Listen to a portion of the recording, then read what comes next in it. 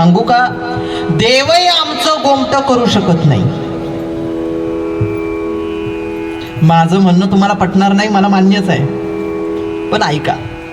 तुकोबराय म्हणतात, आपुला तो एक देव करोनी घ्यावा, तेने विन जीवा सुख नो. हे गोष्ट खरीच आहे, पण अडचण कुठे आहे सांगू का, देव जे सुख देतोय ते आम्हाला नकोय, आणि आम्हाला जे सुख पाहिजे देव ते देत नाही.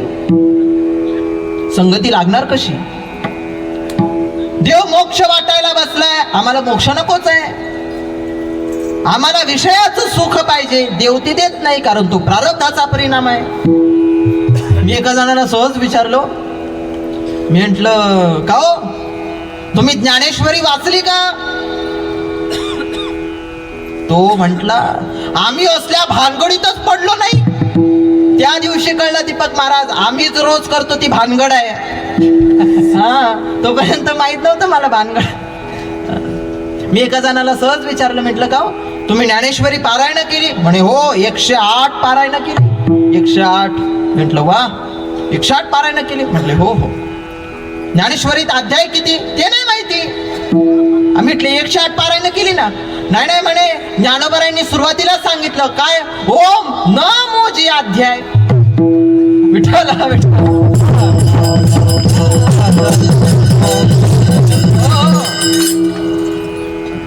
मोक्ष घ्या, मोक्ष नको आम्हाला, मोक्ष ते तुम्हालाच राहू द्या. देव मोक्ष वाटायला बसला, आम्हाला नको. आम्हाला विषयाचं सुख पाहिजे, भौतिक गोष्टी पाहिजेत आम्हाला, देव ते आम्हाला देत नाही. देवही आमचं गोमटं करू शकत नाही. त्याची कारण दोन, एक तात्विक कारण, एक व्यावहारिक कारण. तात्विक कारण असं आहे, देव आमचं गोमटं करू शकत नाही, देव आम्हाला सुख देऊ शकत नाही, कारण देव आम्हाला वेगळं पाहत नाही.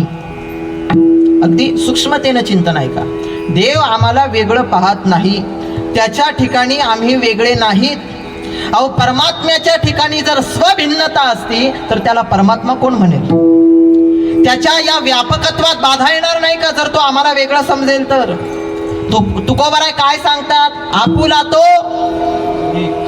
तो कसा आहे, एक. आणि एक जर एक असेल तर त्याला दुसऱ्याला काही देता येत नाही,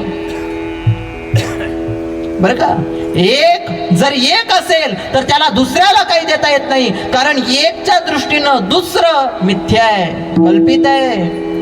ब्रह्म भिन्न पदार्थाचं अस्तित्व वेदांत स्वीकारत नाही, त्याची सत्ता स्वीकारत नाही. ब्रह्म कसं आहे, एक आहे, आणि त्याच्या व्यतिरिक्त काहीच नाहीये, शून्यम शून्य. तो आम्हाला वेगळं पाहत नाही, तो एकच आहे. तो आम्हाला मिथ्या मानतो, कल्पित मानतो, म्हणून तो आम्हाला सुख देऊ शकत नाही. एक. दुसरं कारण व्यावहारिक, देव आम्हाला सुख देऊ शकत नाही कारण